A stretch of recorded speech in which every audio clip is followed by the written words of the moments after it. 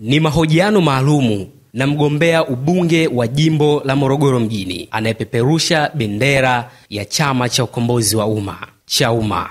Mwaka 2025 amepata ridhaa hiyo. Si mwingine bali ni Rwegasira Elzeus Tilaga. Karibu umfahamu yeye pamoja na vipaumbele vyake 11 anavyovihubiri katika majukwaa ya kampeni za uchaguzi wa mwaka 2025. Naitwa Elzeus Rwegasira Tilaga.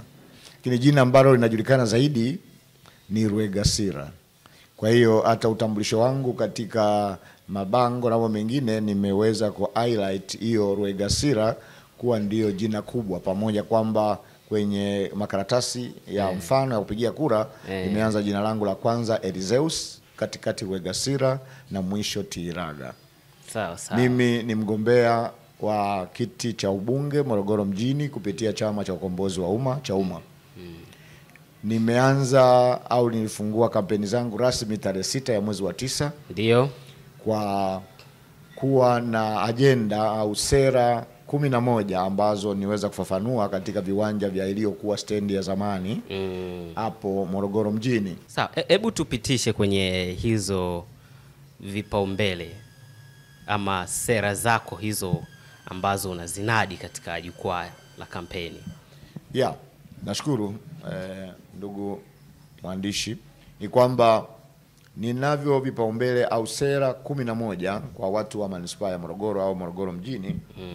Ya kwanza, katika kufanya utafiti wangu, na labda kwa sababu sikujitambulisha kielimu nikoje ili niweze kuweka sawa jambo hilo. Sawa, tuweke sawa pia hapo.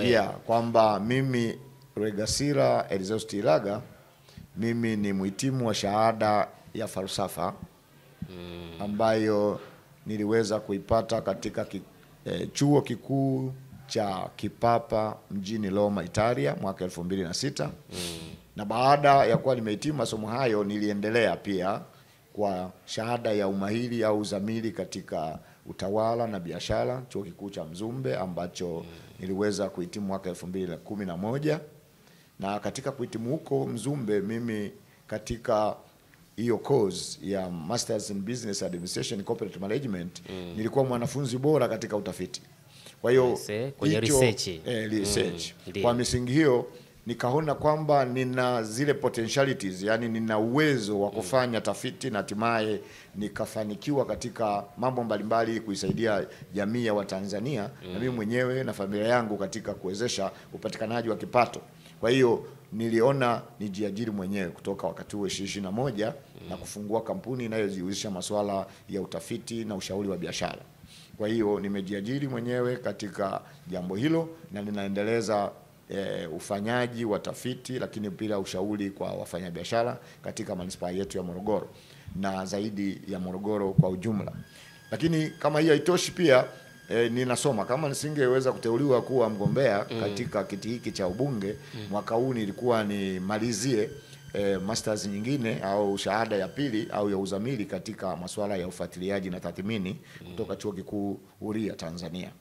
Kwa hiyo kupitia jambo hili nilifanya utafiti baada ya kuwa nimepewa ridhaa ya kuwa mgombea katika nafasi ya ubunge Morogoro mjini, na kukuta kwamba katika rasilimali watu walioko manispaa ya Morogoro kuna rasilimali vijana ambao wamekuwa wakijihusisha na shughuli za usafirishaji.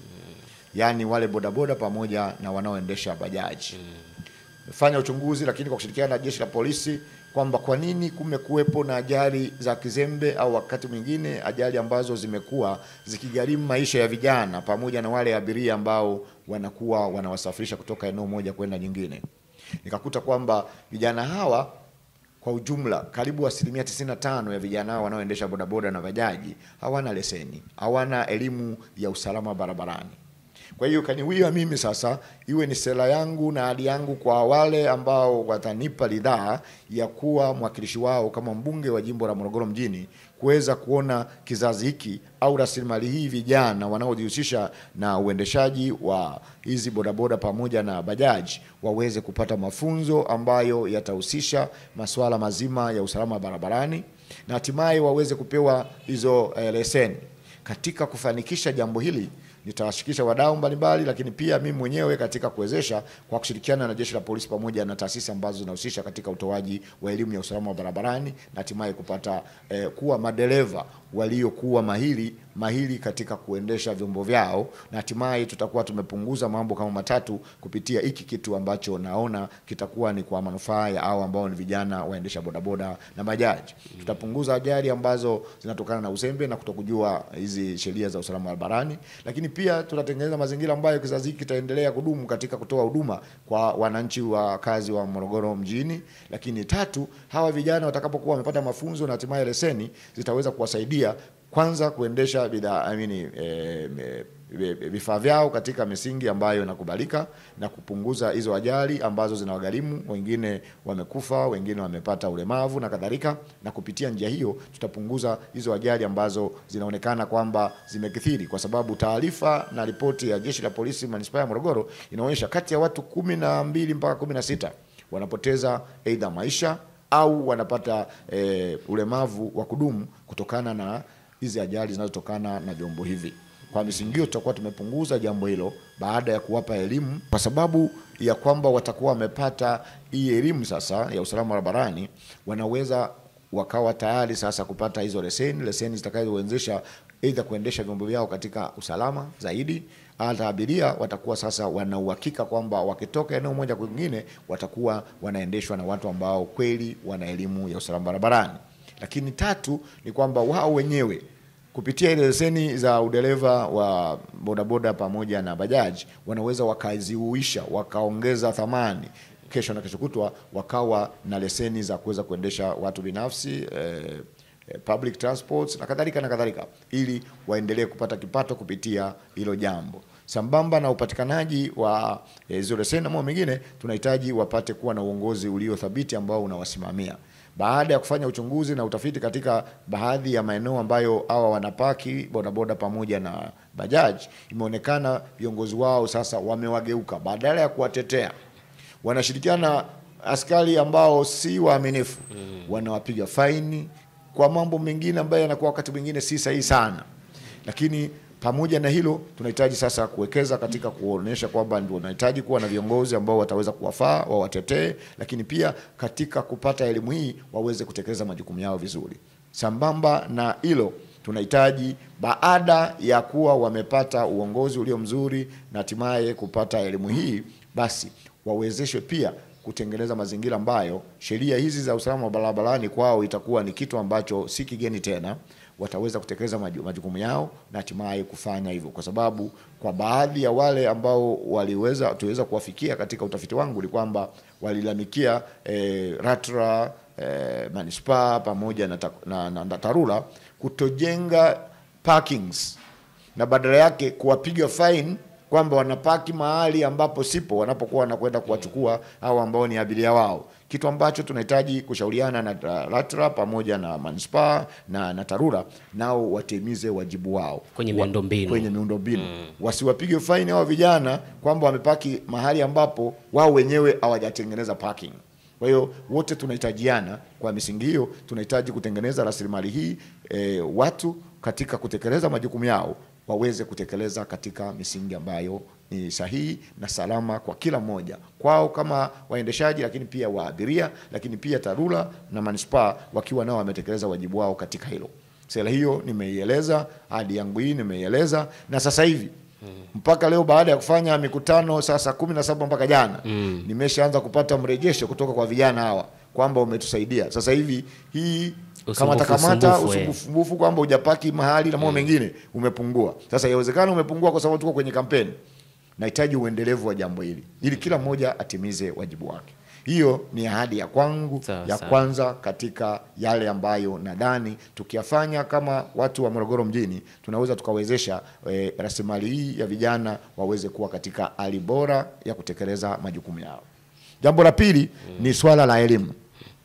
Nimeangaza katika elimu kwa sababu nimepita katika shule mbalimbali za umma, hasa za sekondari katika manispaa yetu ya Morogoro. Nyingi zimechakaa, nyingine zina miundombinu ya umeme, nyingine hazina, zingine zina walimu wanaofundisha tehama, yani ICT na kadhalika, lakini zingine hazina kabisa. mimi katika elimu nimejikita kuondoa uwezekano wa vijana wanaohitimu kidato cha 4 katika shule zetu za umma, kabla ya kuhitimu wapate mafunzo ya tehama, mafunzo yanayohusu elimu ya kidigitali.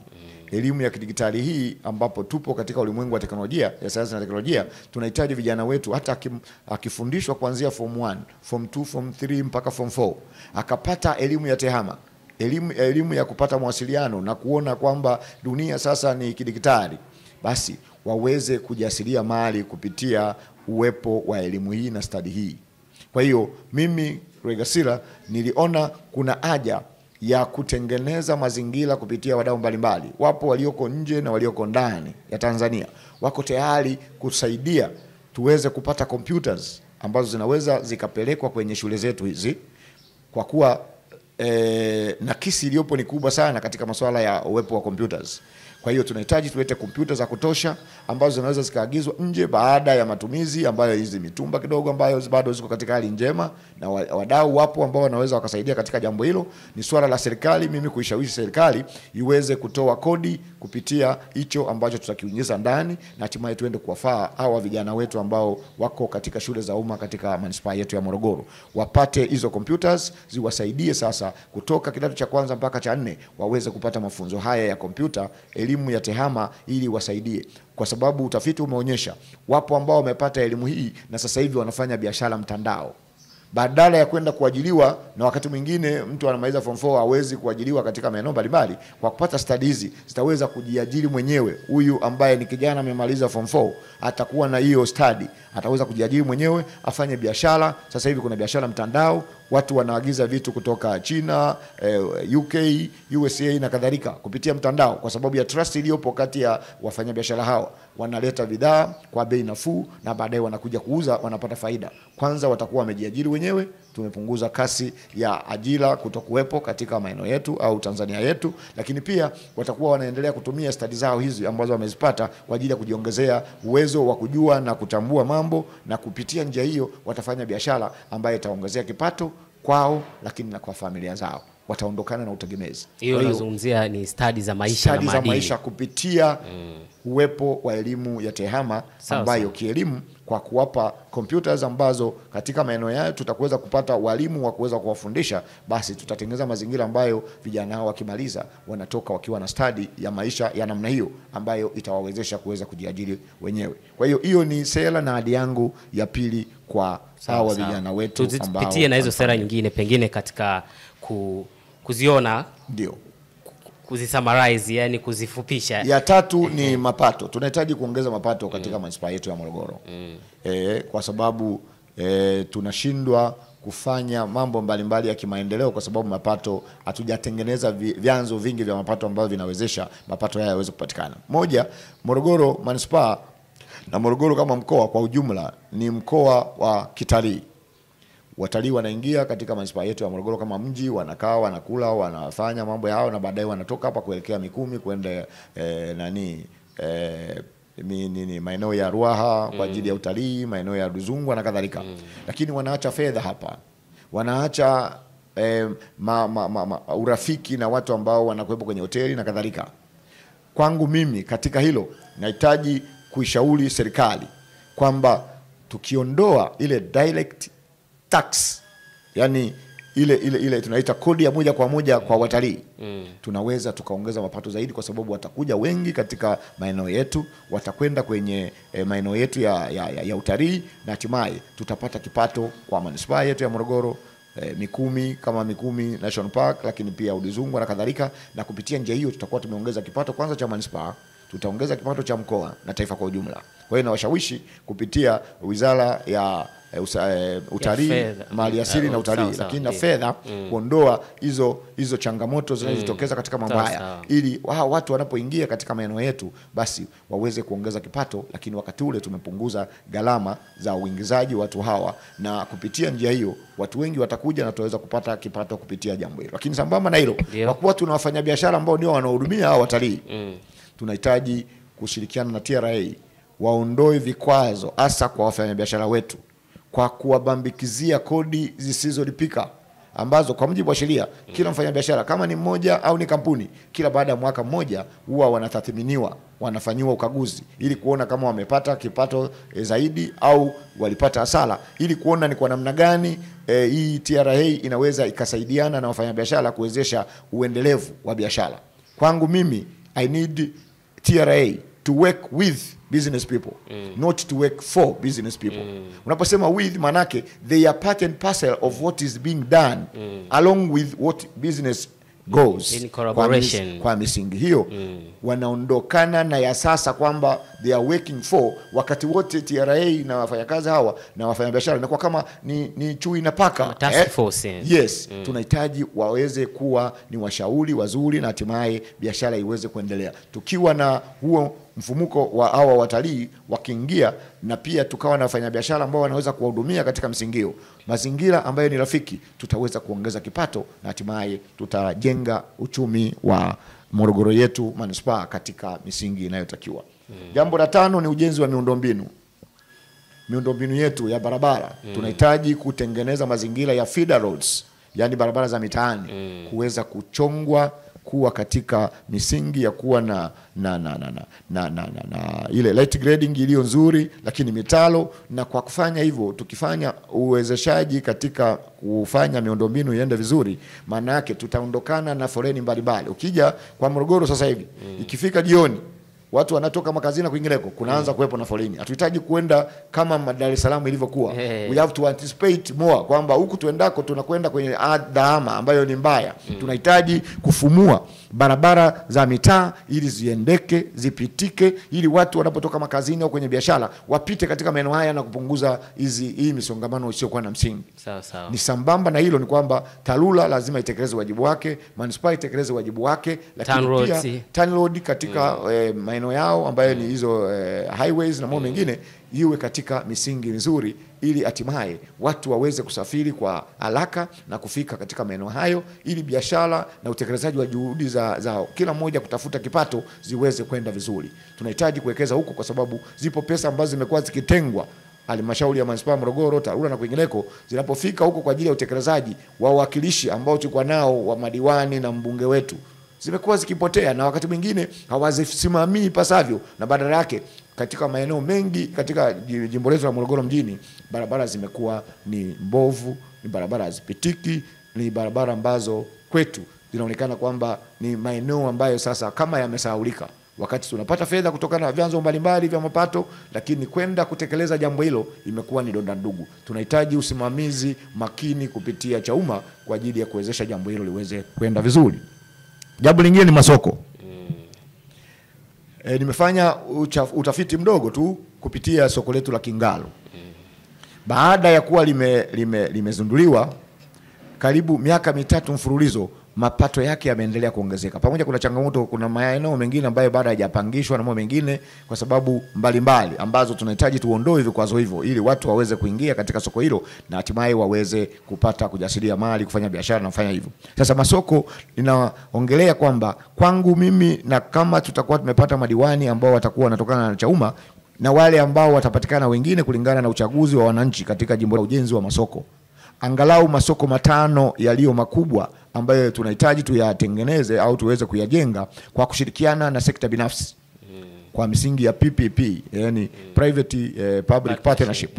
Wapo baadhi ya wafanyabiashara ambao wanaweza wakaweka mitaji yao ambao wataingia mikataba na halmashauri ya manispaa ya Morogoro, kama tulivyofanya katika kujenga stendi ya Msamvu, ambapo LAF na PSPF waliweza kuingiza pesa zao wakashirikiana na manispaa, na hatimaye chanzo hicho kinatoa pesa nyingi au kama mapato yanayoingia kwenye halmashauri yetu ya manispaa ya Morogoro. Kwa hiyo kupitia masoko tunataraji, kwangu mimi na sera yetu ya Chauma ni kwamba tukitengeneza mazingira ya kuweka masoko angalau 5, moja Kingorwila, moja Mkundi, moja Rukobe, jingine Mindu, jingine katengenezwa Kauzeni kule, na jingine likatengenezwa Bigwa, tunaweza tukapata watu ambao wako katika manispaa yetu ya Morogoro wakaenda kufanya biashara katika maeneo hayo, katika maeneo ambayo yatakuwa ni rafiki kwao, hatimaye wakapata mikopo kwa sababu wanafanya biashara iliyo halali katika maeneo hayo, na mikopo hii kawezesha kuweza kuendeleza biashara zao. Sambamba na hilo, wakati tunaandaa jambo hilo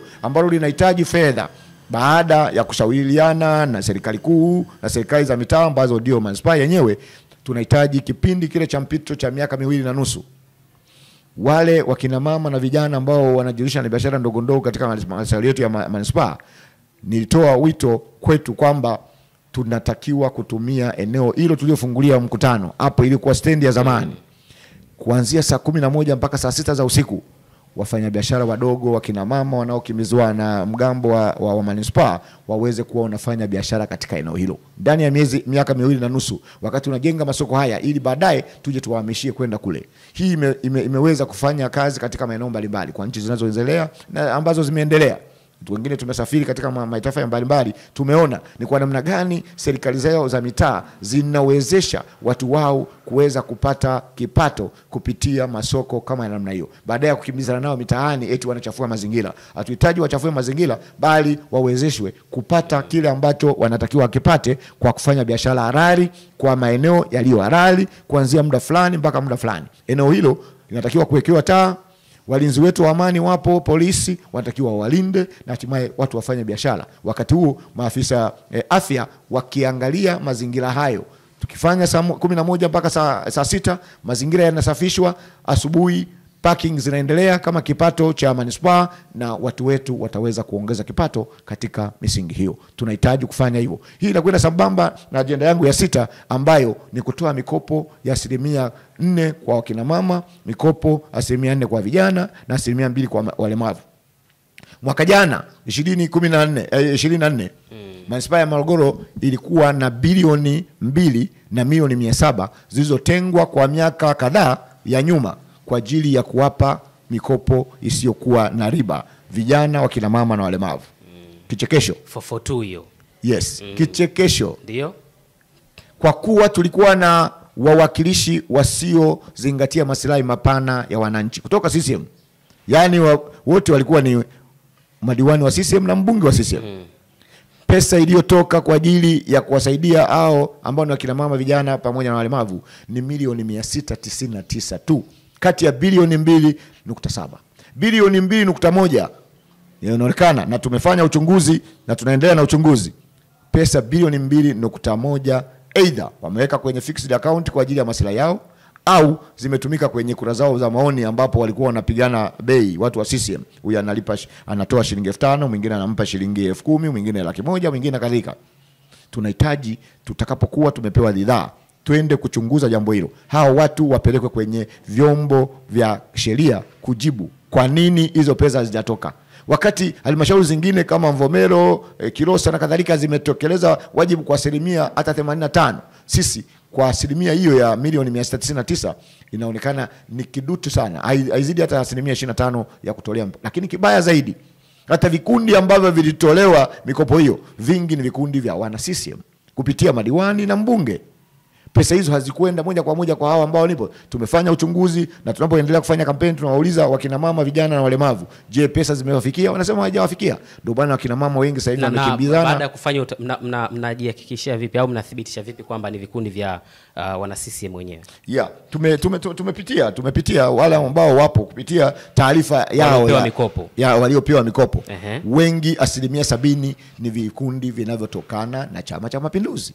Tunahitaji tuondokane na ubaguzi wa namna hiyo. Kwanza kiwango kilichotolewa ni kichache, yani ni kidogo, lakini pia kimekwenda kwa watu ambao sio wahusika. Ndio maana watu wanaendelea kwenda kukopa kausha damu, wanapata madhira makubwa kwa sababu ya riba kubwa, wakati pesa yao ipo ambayo wameilipia kodi na mambo mengine ambayo ingewasaidia katika kuwezesha jambo hilo. Kwa hiyo wakati tunakuendelea na kampeni, tunaendelea kufanya uchunguzi na kuthibitisha hiki ambacho tunakisema kwamba walio wengi hawakupata, wachache ndio wamepata, na wamepata kupitia mazingira ambayo si rasmi, sio sahihi kwa ajili ya muktadha mzima wa pesa hizo zinapotakiwa kwenda. Tutaendelea kufuatilia na kujua ni wapi na wapi imefika. Kwa msingi hiyo, mimi na wale ambao wako nyuma yangu wa Chauma, tukipata ridhaa ya kuwa wakilishi manispaa ya Morogoro, tunahitaji kufumua jambo hilo, kuweka wazi kila ambacho kinaingia na kutoka, ili Watanzania wetu waishio Morogoro mjini waweze kupata kile ambacho wanakistahili. Jambo jingine ambalo ni sera yangu ya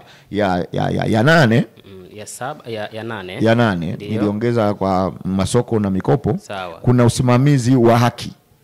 pamoja na uhuru wa kupata habari na kutoa habari. Kwenye usimamizi wa haki, baada ya kufanya utafiti hasa maeneo ya Chamwino, Mbuyuni vibandani, Mafisa pamoja na Mwembe Songo, tumejiridhisha kwamba vijana wanatumika au wamepewa majina ambayo si sahihi, kwamba maeneo yale yana vibaka wengi na nini. Kama tungewekeza kuwapa mikopo, wangeondokana na vibaka hivi. Ubaka yani wizi na mambo mengine, Chamwino, Mafisa na mengine, tungewekeza kuweza kupata hivyo, tungefanya hivyo. Lakini hii inakwenda sambamba na usimamizi wa haki kwa misingi kwamba jeshi la polisi limekuwa aidha likiwatumia vibaya au walijatekeleza wajibu wao wa kuwalinda na kuwaelimisha hao watu waache uhalifu katika namna moja au nyingine. Kwa hiyo tunatoa wito kwamba jeshi la polisi sasa, kwa kupitia sera yetu ya ulinzi wa watu na mali zao, tunahitaji wasimamie haki kwa kila mmoja wetu. Sawa sawa. Kuwapa majina yasiyo sahihi si sahihi katika utekelezaji. Lakini pia tunahitaji watekeleze wajibu wao wa kulinda raia na watu wetu. Sawa sawa. Hawa ambao wapo walikuwa na ile polisi jamii. Kuna vijana ambao wa incorporate katika ile polisi la jamii, si waadilifu pia. Hao ndio wanafanya vitendo vihalifu katika hiyo, na wanashirikiana na vijana hao ambao wanaoita majina mabaya. Tunahitaji wasimamie haki, lakini pia kila mmoja anapopata adha yoyote, anakabiliwa na jinai, anapokwenda kituo cha polisi, apate kuwa treated, kwa sababu bado hajawa, anakuwa ni mtuhumiwa, anakuwa bado hajahukumiwa na mahakama. Kuna treatment ambazo zinakuwa zinatokea pale ambazo sio nzuri. Tunahitaji kwetu polisi iwe ni police service, sio police force. Tuondokane na kile ambacho tulirithi kutoka kwenye ukoloni kwa kuwa na police force na pigio yao. Tunahitaji kuweza kuwakilisha watu sasa wawe katika utimilifu wa police service. Service ikitolewa, manake huyu polisi anakuwa rafiki wa Mtanzania na Mtanzania anakuwa rafiki wa polisi, ili hata ukipigiwa simu kwamba bwana mtangazaji unahitajika pale, sio unaanza kutetemeka kwamba nakwenda katika eneo ambalo silo. Tunakwenda kwenye eneo lililo salama kwa ajili ya usalama wa watu. Na hivi vituko ambavyo vinafanyika tunahitaji tuondokane navyo. Lakini pia katika uhuru wa habari na utoaji wa haki, kwamba ninyi ambao ni waandishi wa habari mnahitajika kupitia mimi kama mwakilishi wenu, ninahitaji kupeleka hoja binafsi bungeni kwa ajili ya kuondoa hii sheria ya mwaka 2016 ambayo imekuwa ikifanya ninyi vyombo vya habari kutotoa habari katika ule undani wa habari. Badala yake habari zinahaririwa, mnaficha ili kutengeneza mazingira msije mkafungiwa vyombo vyao na mambo mengine. Mnahitaji kutoa, kutafuta na kuaridi taarifa ambazo ni kweli, zina ukweli, ambazo mtakuwa mnazitoa. Tunakwenda kubadilisha hiyo sheria ili iwafae na ninyi muweze kutekeleza majukumu yenu bila kuwa na vikwazo ambavyo vimekuwa vinaendelea kutokana na sheria hiyo iliyotungwa 2016. Sambamba na hilo, tunahitaji pia kutengeneza mazingira ambayo katika utoaji wa haki, upatikanaji wa habari na utoaji wa habari, tunaweza kupata maendeleo endelevu ambayo kila Mtanzania anaweza akafaidika. Jambo langu la 9 ni matibabu bora kwa Watanzania. Sera yetu ya Chauma inahitaji matibabu bora. Tunahitaji Mtanzania huyu anapokwenda kwenye zahanati, kituo cha afya au hospitali, apate kuwepo na hao ambao ni wahudumu wa afya ambao wanamhudumia, ambao wametimiliza. Kwa hiyo lazima kuongeza ajira kwa hao wahudumu, lakini pia kupata vifaa tiba ambavyo vitawezesha hawa ambao wanakwenda kupata huduma katika taasisi zetu za umma hizi za afya waweze kupata. Kwa kuwa kupitia njia hiyo tumejiridhisha kwamba hakuna vitendea kazi, hakuna vifaa tiba, pamoja na hao ambao ni watumishi ambao wanatosheleza katika hilo. Tunahitaji kwenda kuishinikiza serikali iweze kuajiri watu katika kada hizo, iweze kuongeza vifaa tiba katika maeneo hayo, pamoja kwamba majengo yapo. Hatuhitaji kusisitiza au kupongeza uwepo wa majengo wakati kile ambacho kinatolewa katika maeneo hayo hakipatikani kwa wakati na kwa watu hawa. Sambamba na hilo, tunahitaji kuongeza hao ambao ni wagonjwa wetu, lazima wapate chakula. Kwetu kile kinachoitwa ubwabwa, kwao ni lishe. Tunahitaji kuongeza lishe kwa watu wetu ambao wanakwenda kupata huduma katika maeneo haya. Ilishaanza jambo hilo, watu kupata huduma, kwa sababu wengi wanatoka maeneo mbalimbali ambayo ni mbali, nje ya mkoa, ndani ya manispaa na kadhalika. Wanakwenda kule, hawana wahudumu wa kuwahudumia, wagonjwa lazima wapate chakula katika maeneo haya. Wakipata chakula, wakapata madawa, na hatimaye wataweza kupona na kwenda kufanya shughuli zao. Sambamba na hilo, sisi Chauma tuna ile bima ya afya kwa wote. Sio kama ile ya sisi ya makudanganya watu kutokana na sheria waliotunga juzi. Badala ya watu kulipa 54,000 ambayo ilikuwa inalipika, wamekwenda mpaka 100,000 na ushe. Tunahitaji kila Mtanzania apate hiyo bima ya afya ambayo itamwezesha kupata matibabu katika hospitali yote ile. Tunaongeza bajeti kwenye Wizara ya Afya ili Watanzania wapate kuhudumiwa. Na kwa kufanya hivyo, tukapokuwa tumetengeneza mazingira ambayo lishe itakuwa ni bora kwao, maana yake tunaondokana na magonjwa mbalimbali ambayo watu wengine wanayapata kwa sababu ya kukosa lishe. Kwa hiyo kwenye swala la lishe tunakwenda mbali zaidi kwamba lazima tupunguze gharama na pembejeo za kilimo ili mkulima aweze kulima katika hali ambayo inaweza ikawa ni nafuu katika masoko ambayo hao Watanzania ambao sio wakulima waweze kulipa au waweze kununua hizi bidhaa zinazotokana na kilimo, hayo mazao, na hatimaye waweze kupata lishe. Tupate milo 3 badala ya sasa ambayo watu wengine wanapata milo 2 au milo 1. Tukiwekeza katika jambo hilo, tutaweza kupata matibabu yaliyo bora, lishe iliyo bora, na hatimaye vijana wetu watakuwa katika uhalisia na utimamu mzuri. Kwa sababu utafiti wa UNICEF mwaka jana unaonyesha kati ya watoto 10 wa Tanzania, watoto 3 wana udumavu wa akili. Tunatengeneza kizazi ambacho kesho na kesho kutwa tunapata watu ambao hawawezi kuwa wanaoweza kuwa ni rasilimali watu unaotegemewa. Watashindwa kwenda shule na kupata kujifunza. Watakwenda kufanya biashara wakiwa hawana uwezo kwa sababu ya udumavu wa akili. Tunahitaji kuokoa kizazi hiki, na kwa kupitia lishe iliyo bora ambayo itakuwa enhanced na upatikanaji wa vyakula katika maeneo yetu kwa bei nafuu, kwa kuweka ruzuku katika utekelezaji wa kilimo na mambo mengine, tutapata Watanzania ambao sasa wataondokana na udumavu wa akili huu ambao sasa umeshaonekana kupamba moto katika maeneo yetu, na hatimaye lishe ikiambatana na tiba iliyo bora, Watanzania wetu wataendelea kuwa katika hali ambayo inastahili. Jambo la 10, ninataraji kuwasilisha hoja binafsi kama nitakuwa nimechaguliwa kuwa mbunge wa Morogoro mjini bungeni kwa ajili ya kufanya ushawishi kwa wabunge na serikali ili watumishi wetu wa umma waweze kupata vipato vinavyowafikisha mwisho wa mwezi. Utafiti wetu uliofanya unaonyesha wengi wa watumishi wetu wa umma katika kada zote wanaomba rushwa ndogo ndogo ya shilingi 5,000, 10,000, elfu ngapi wananchi wanapokwenda kupata huduma kwenye ofisi zetu, kwa sababu ya kutokutoshelezwa kwa kile kipato ambacho kinawezesha kufika mwisho wa mwezi. Na kupitia ile sheria ya nyongeza ya kila mwaka ya 9%, mimi pia katika jambo hilo nahitaji kuwasilisha pamoja na hiyo hoja binafsi iende sambamba na kuongeza hiyo 9% kutoka 9 kwenda 12 mpaka 15, ili nyongeza hii nyongeza mshahara kila mwaka, nyongeza ya mshahara kwa badala ya 9% iwe 12 mpaka 15, ili pia tuwaongezee kipato ambacho kitaondoa uwezekano wa kuondoa hizi rushwa ndogo ndogo ambazo zinatokana na vipato kwa vidogo, na hatimaye au ambao ni wananchi wanaowalipa mishahara watumishi wa umma waondokane na hizo rushwa, wapanye kazi ambayo inakuwa imetukuka kwa uaminifu kwa kuhudumia Watanzania katika ofisi zetu za umma. Sambamba na hilo, wale ambao wanakamilisha ukomo wa utumishi wao, yani miaka 60, tunahitaji kuondokana na hii sheria kokotoo ambayo imekuwa ni donda ndugu kwa Watanzania ambao wanamaliza ukomo wa utumishi wao. Utafiti unaonyesha toka 2018 mpaka sasa zaidi ya watumishi waliostaafu 205 wamekufa kwa msongo wa mawazo kwa sababu ya kikotoo, kwa misingi kwamba walipata 25% mpaka 33% pesa ambayo wangeipata kwa 100%, lakini wakapata kwa 25% mpaka 23%. Kumbuka Mtanzania huyu anafika miaka 60 akiwa bado anahitaji kujenga, mwingine hajamaliza kusomesha watoto wake, mara ana changamoto za kifamilia na kadhalika. Watu hawa baada ya kufanya uchunguzi na utafiti wameonekana kwa kuwa walikuwa na majukumu hayo, pesa hiyo iliyoipata kupitia kikokotoo haikuweza kutosheleza.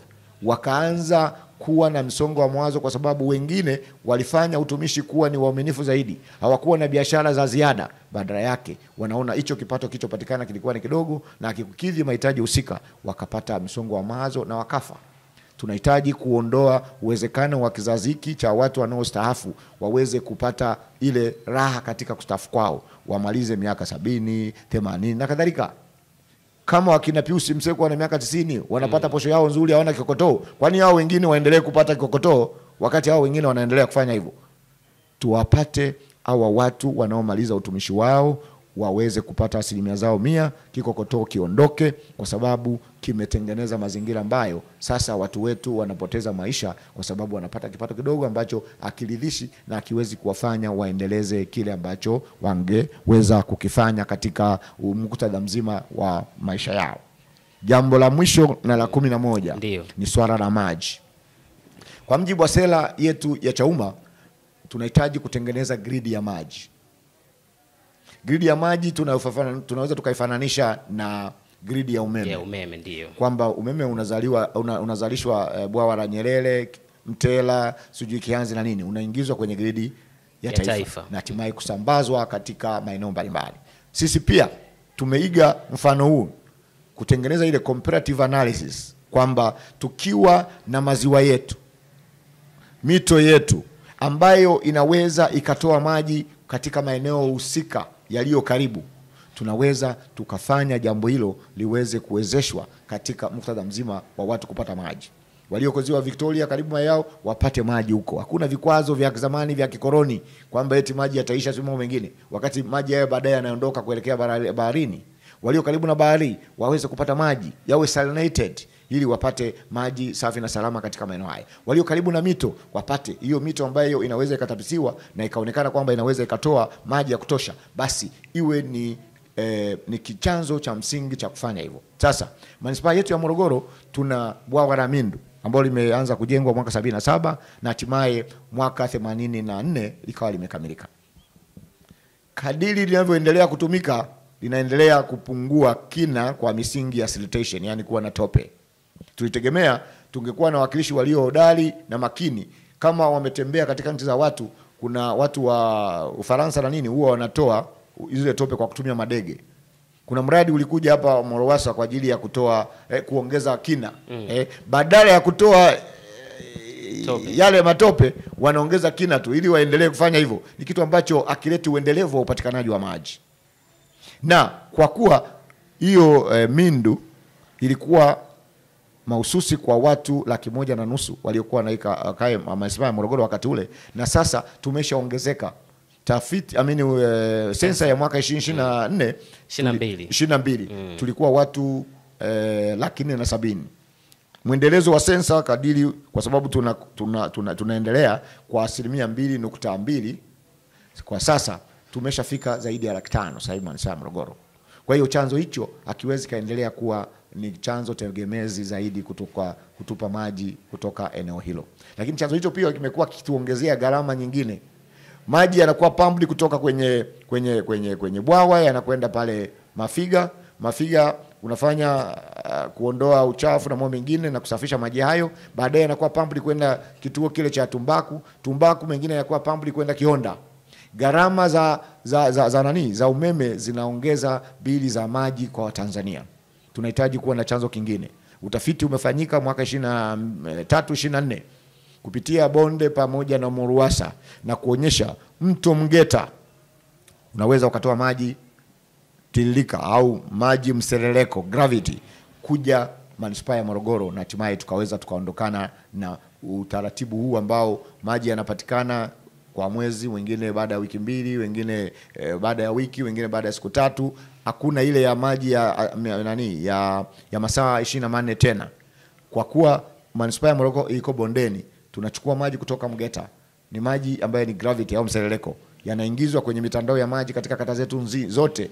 Chanzo chetu cha Mindu kinaweza kaendelea kutumika kwa maeneo ambayo yako karibu na bwawa hilo, kama Mindu, kata ya Chamwino, kata ya Uwanja wa Taifa, kata ya Kiwanja cha Ndege na kadhalika.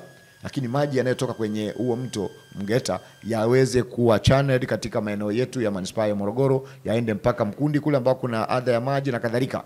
Tunaweza kwetu Chauma tunasema kwa kusitisha ununuzi wa mashangingi kwa miaka 2.5 tunapata pesa za kuweza kufanya mradi huo uweze kufanya hivyo. Mimi kama nitakuwa ni mwakilishi wa Morogoro mjini hapa, nitapeleka hoja hiyo kwa shawishi huyu ambaye atakuwa ni waziri wa maji, lakini waziri wa fedha, na kuona ni kwa namna gani mradi huo ambao tayari umeshatafitiwa unaweza ukawa tija kwa ajili ya manispaa ya Morogoro, na tukaondokana na adha ya maji ambayo imekuwepo kwa muda mrefu. Tuachane na hawa wawakilishi ambao hawawezi kujenga hoja bungeni na kuwezesha utekelezaji wa mambo haya ambayo yanaitwa maji, na badala yake tumchague hawa ambao wanatoka kwenye chama cha ukombozi wa umma, na mimi ndio mwakilishi wao kupitia uwakilishi wa Morogoro mjini, ili tuweze kuwezesha mambo haya yaweze kwenda vizuri. Na kwa taarifa yako mwandishi, baada ya kufanya kampeni huko Mkundi na kwingineko, watu walikuwa wapati maji, leo hii wanalipigia simu kwamba sasa hivi wanapata maji. Sijui maji yanatoka wapi sasa. Kuna jambo ambalo linajitokeza kwamba watu wanakwenda na mabooza pale kwenye kituo kile cha kusafisha maji pale Mafiga. Maboroza kibao yanapeleka maji kule. Inaonekana baada ya kuanza kampeni zetu hizi na hoja hizi kaanza kuwafikia wahusika, wameanza kusitisha maboroza yasipeleke maji, sasa wanapampa maji yaweze kufika huko. Kwa hiyo tunahitaji wawakilishi walio makini ambao wanaweza kusukuma ajenda, na ajenda hizi zikawafikia wahusika na wao wakawajibika katika jambo hilo. Kwa hiyo natoa wito kwa wana wa Morogoro mjini wakiunge mkono Chauma kupitia mimi mgombea wa ubunge na wagombea wa udiwani, waweze kutuchagua tuweze kutekeleza majukumu haya ambayo yatawafaa Watanzania waishio Morogoro na taifa kwa ujumla.